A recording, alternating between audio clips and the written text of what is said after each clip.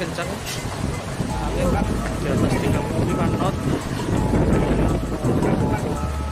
Ada rekan kami yang larat, jadi akibatnya sebagian menabrak ke lokasi. Oh, tongkang yang menabrak ke jembatan itu, Pak ya? Bukan karena apa? Karena cuaca, Pak. Karena cuaca yang ekstrim. Ini sudah berapa lama beroperasi nih, Pak?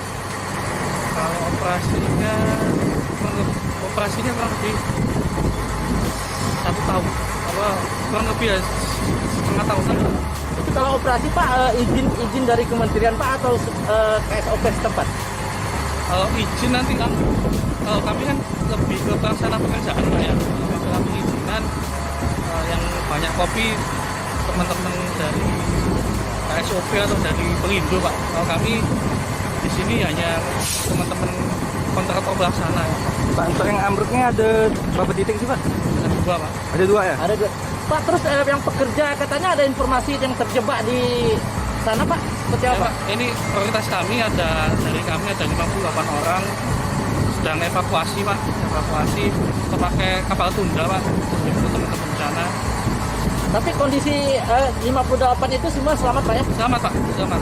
Kondisi sehat semua, Pak. Sehat semua, Pak ya? Kalau menurut saya pribadi, kondisi yang ambruk itu dari titik 0 ke ambruk pertama di titik 1,5 kilo. Itu wajar didengar. Mungkin secara alam kita juga tidak bisa melihat dari faktor alam ini. Kalau alam semua kenapa tidak ambruk semuanya? Kalau saya melihat kejadian ini tentu tidak luput dari kualitas. Kita boleh dilihat ada ambruk di titik kedua yang pas di T, kurang lebih dari titik 0 sepanjang 3 km. Itu kenapa tidak ambruk yang di depan? Seharusnya kualitas di sana lebih kuat.